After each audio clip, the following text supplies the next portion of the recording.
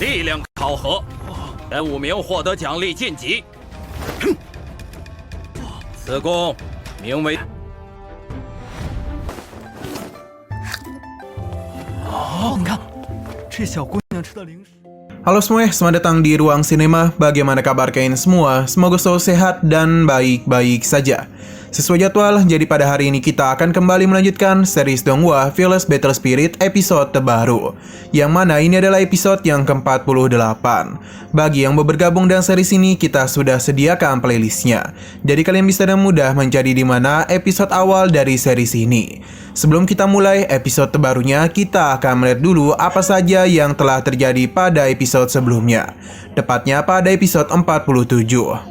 Kemarin kita sudah melihat kalau sosok yang berada di dalam tablet batu ini adalah ketua sekte jahat dari masa lalu. Alasan dia bersembunyi di sini adalah untuk mencari tubuh yang cocok agar bisa dirinya ambil alih. Dan secara kebetulan Xingnan merupakan tubuh yang cocok setelah ratusan tahun dirinya di sini. Alhasil pertarungan pun sempat terjadi di antara mereka. Walaupun sempat kesulitan, namun Xingnan masihlah mampu untuk bisa menghindari setiap serangannya. Kini adalah giliran Xingnan untuk memberikan serangan balik kepadanya. Apa yang terjadi di dalam sini juga terpengaruh di luar.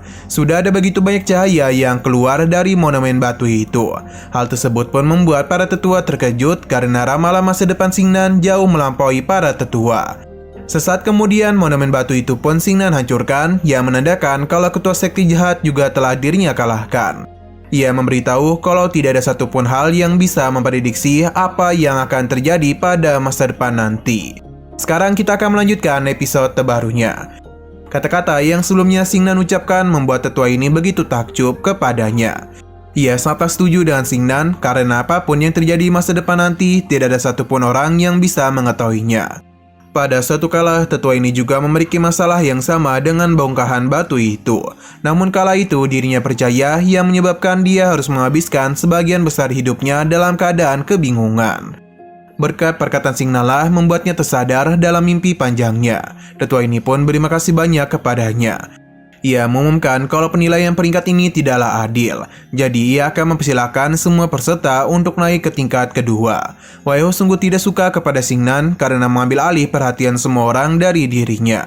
Maka karena itulah Waiho berjanji di kesempatan lainnya Xingnan harus membayar apa yang telah dia lakukan. Sesaat kemudian ketua ini pun memberikan sesuatu bernama Huyuan Guo. Selama para murid berada di atas ranah alam Xiantian dan di bawah alam Yuzong, maka dan Huyuan Go ini mereka bisa membagi tempat dan dapat melakukan penerobosan di berbagai wilayah kecil secara acak. Berhubung Xingnan telah melihat misteri dari balik monumen batu itu, maka ketua ini memberikan satu hadiah lagi kepadanya. Namun tentunya Xingnan tidak akan mampu menelannya secara bersamaan, sebab buah ini hanya efektif bila ditelan untuk pertama kalinya. 能随机突破数个，只要在看破10倍奥妙，额外此果只有第一次吞服。 Setelah menjelaskan semuanya, tetua ini pun mengajak para peserta untuk melanjutkan penilaian lainnya. Sesaat kemudian, goncangan pun mulai terjadi di tempat tersebut, yang mana seketika saja para peserta langsung dibawa berpindah ke tempat lain. Dan di sana sudah ada tetua lainnya yang telah menunggu mereka. Bagi tetua ini, dirinya sangatlah berbeda dan penjaga lantai pertama. Para peserta tidak akan bisa mengajak dirinya berbicara maupun berkesama dengannya. Dalam lantai kedua ini, 5 murid teratas akan menerima hadiah dan promosi. Sedangkan sisanya akan langsung diusir dari Pavilion Huyuan. Setelah memberitahu semua itu, kini tetua ini pun mulai mengeluarkan sesuatu. Kemungkinan hal ini tidaklah sembarangan sebab tekanan yang dia ciptakan membuat para murid terkejut. 力量考核，前5名获得奖励晋级。此弓名为玄。 Ternyata itu adalah sebuah busur. Mereka menyebutnya sebagai busur matahari terbenam Xuantian. Ini juga merupakan senjata ajaib yang digunakan oleh Lord Yuseri di Anjun di tahun awal-awal kepemimpinannya. Para peserta dipersilakan untuk menggunakan busur tersebut dan menembakkan anak panahnya. Tetua ini mempersilahkan para peserta untuk menggunakan cara apapun karena ia sama sekali tidak peduli. Selama mereka itu bisa menembakkannya pada puncak gunung di sebelah mereka. Cukup dengan penjelasannya, tetua ini pun mempersilahkan siapapun yang ingin maju lebih dulu. Di sisi luar, orang-orang tahu kalau pemilik busur ini adalah sosok legendaris, jadi tidaklah mudah untuk menarik busurnya. Berhubung ini adalah senjata kuno, maka Xingnan dan Huangku merupakan orang yang paling diuntungkan. Karena mereka berdua menerapkan teknik bela diri kuno. Tetua Tianyi tentu saja senang mendengar hal tersebut. Sedangkan Miao Miao sendiri begitu percaya kepada Xingnan. Karena sebagai pelayan Tuan Putri, ia harus selalu menepati posisi pertama. Orang-orang begitu kaget karena yang dicemili oleh Miao Miao merupakan Piluang.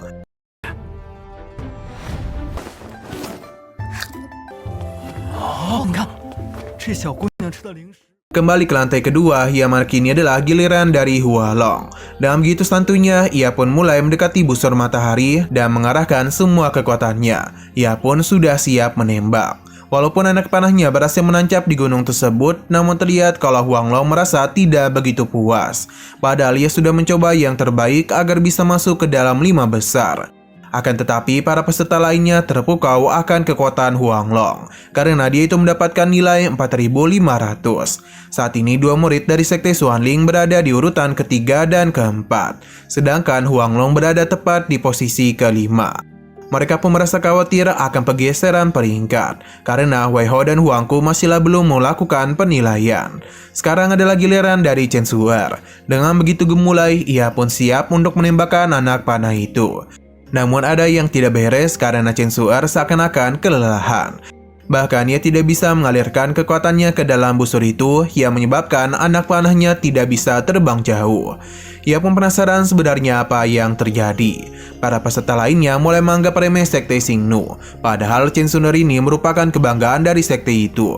Lantas bagaimana bisa ia gagal? Wang Lolin pun segera memanfaatkan kondisi ini. Ia mengambil busur tersebut dari tangan Chen Su'er sambil memberikan ejekan kepadanya. Xingnan menyadari kalau saat ini Wang Lolin telah menggunakan metode tercela Hum Ji Lima Xian. Ini sepertinya mampu meningkatkan kekuatan seseorang dengan mudah. Alhasil anak panah yang Wang Lolin keluarkan ternyata mampu membuat gunung itu bergetar. Dan nilai yang ia dapatkan adalah 4.800.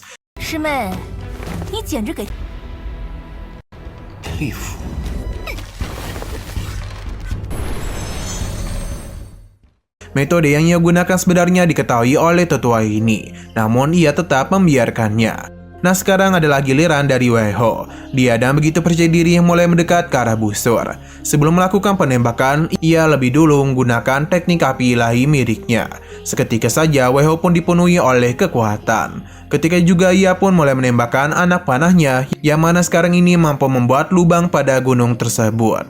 Nilai yang diri dapatkan adalah 5.100, dan saat ini dialah yang berada di posisi pertama.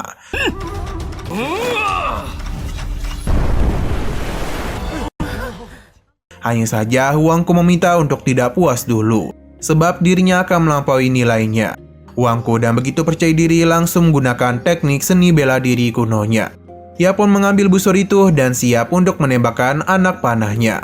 Nah, anak panah yang dirinya tembakan itu juga mampu membuat guncangan pada gunung tersebut, yang mana nilainya sendiri adalah 6.900. Dan begini dirinya lah yang menjadi peringkat pertama. Para murid seketika saja terpukau akan kehebatan Huangku. Mereka memberikan pujian atas keberhasilannya, karena ia 2.000 lebih baik daripada Wei Ho. Seni bela diri kuno memang merupakan hal yang bagus pada lantai kedua ini. Mereka meyakini kalau peringkat pertama akan jatuh ke tangan Huangku. Tetua ini memberikan pujian kepada Huangku karena dengan keterampilannya itu, ia sepenuhnya dapat bersaing dengan rata-rata alam bawah tingkat keempat. Huangku menerima pujian tersebut dengan begitu gembira.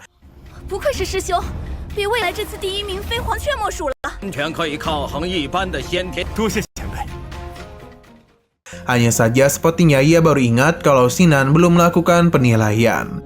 Sebagai sesama kultivator seni bela diri kuno, Huangku memintanya untuk tidak mempermalukan dirinya. Alih-alih mengangguk, Xingnan memberitahu kalau nilai yang Huangku miliki sangatlah buruk. Itu sama sekali tidak pantas disejajarkan dengan para kultivator seni bela diri kuno lainnya.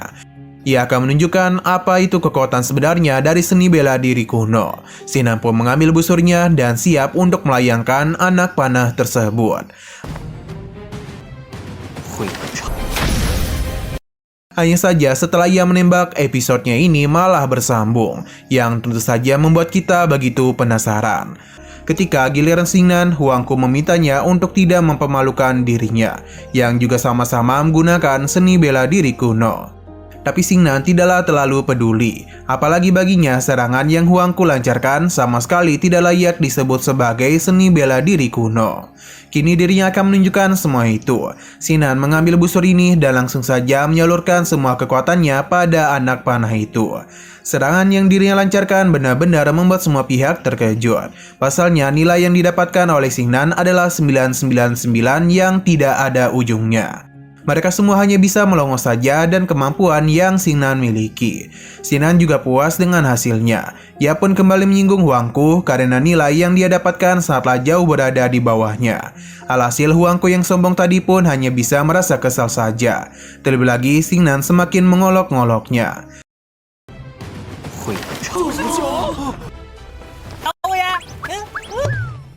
Setelah giliran Xingnan menandakan akhir dari kompetisi lantai kedua, 5 besar juga sudah ditemukan, yakni adalah Xingnan, Huanglong, Huang Rolin, Waiho, dan juga Huangku.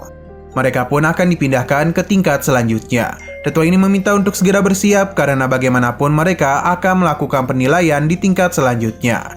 Hanya dalam 1 kali gerakan saja, para murid pun dipindahkan ke lantai ketiga. Sedangkan tetua ini masihlah berada di situ. Akan tetapi dirinya langsung dikejutkan dan getaran yang terjadi pada bukit tadi.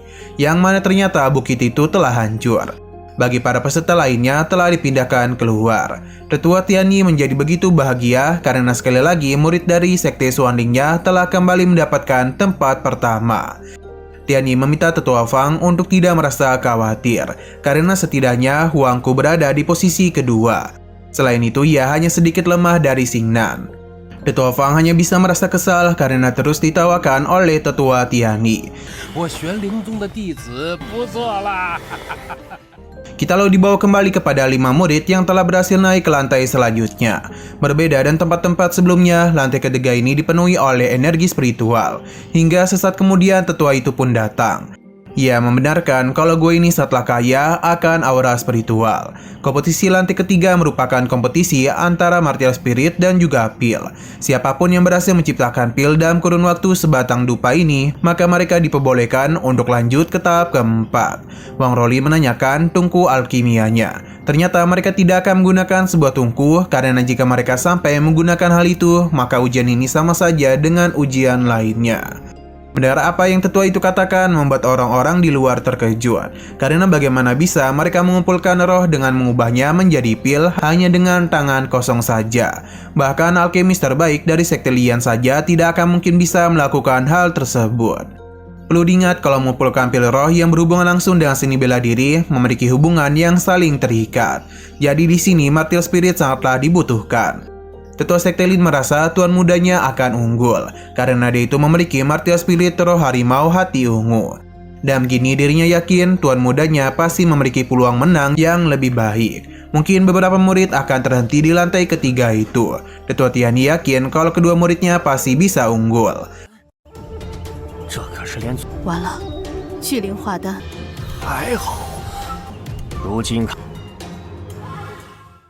Kembali ke dalam lantai ketiga. Di sini Huanglong masih belum tahu apa-apa mengenai cara mengumpulkan ramuan pil. Hanya saja kekuatan spiritual yang berada di tempat itu mampu memberikan manfaat yang begitu besar pada pelatihan spiritual mereka. Huanglong pun mengeluarkan martial spiritnya. Tetua ini pun begitu terkejut dan tindakan dari Huanglong, yaitu memilih untuk memperkuat martial spiritnya terlebih dahulu.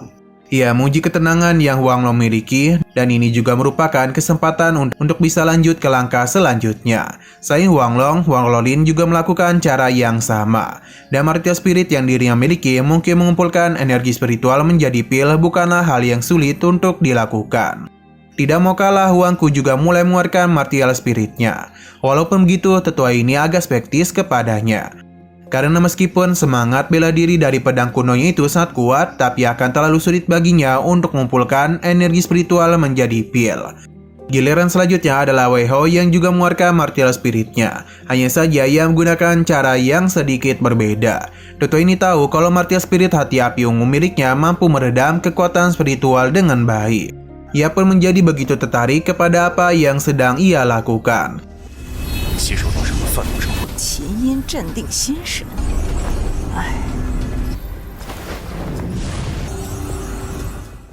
Sedangkan untuk Xingnan sendiri tidak melakukan apapun. Ia bahkan tidak bisa mengeluarkan material spirit yang membuat tetua ini penasaran. Apakah Xingnan sudah menyerah pada ujian lantai ketiga? Wangku kembali memberikan ejekan kepada Xingnan, karena jika ia tidak segera mengeluarkan material spiritnya, maka pembentukan pilnya akan terlambat. Bahkan dia menjamin kalau Xingnan tidak akan bisa mendapatkan energi spiritual apapun. Wei Hao meminta Huangku untuk tidak begitu percaya diri, karena ia harus ingat kalau sebelumnya seni bela diri kuno milik Xingnan jauh melampauinya. Selain itu, bagaimana cara Xingnan menggunakan material spiritnya yang baru berada di kelas 8 demi bisa mengumpulkan energi spiritual. Mendengar hal tersebut, tetua ini pun meminta Xingnan untuk menyerah saja, karena bagaimanapun material spiritnya tidak akan mungkin bisa mengumpulkan energi spiritual yang besar. Xingnan hanya tertawa karena dirinya malah diremehkan oleh tetua ini. Alasan Xingnan tertawa karena semangat bela diri itu dilahirkan dan ditakdirkan. Jadi apakah semua makhluk hidup yang dilahirkan memiliki takdir masa depan yang tidak bisa diubah? Tetua ini pun memberitahu bahwa anak berusia 3 tahun saja pasti akan dihormati di dunia seni bela diri. Sedangkan yang lemah akan secara alami tidak memiliki kualifikasi untuk mengendalikan nasibnya. Xingnan memberitahu kalau sejak jiwa seni bela dirinya terbangun, ia sudah mengalami begitu banyak cemoohan dan juga penindasan dari berbagai pihak. Mereka menganggapnya sebagai anak yang gagal, bahkan berniat untuk menghabisi dirinya. Xingnan sudah bertemu begitu banyak orang yang menginginkan kegagalannya. Xingnan tentu begitu marah sekaligus tidak mengetahui mengapa hal ini bisa terjadi kepadanya. Sampai akhirnya ia pun mengerti kalau orang-orang ini hanyalah sekelompok penjahat yang telah masuk ke dalam jurang takdir. Tidak ada satupun dari mereka yang ingin keluar dari jurang tersebut. Bahkan jika ada kesempatan mereka ingin menyerang dirinya secara berkelompok. Kini Xingnan akan menjelaskan kepada tetua ini betapa menyedihkannya aturan yang ada pada dunia ini. Padanya sebuah tekanan yang begitu kuat pun muncul, yang mana Xingnan mengeluarkan roh kesatria kunonya. Melihat apa yang terjadi tentu membuat teman-temannya begitu senang. Sedangkan orang-orang yang berada di lantai ketiga hanya bisa terkejut saja dengan kekuatan yang Xingnan keluarkan.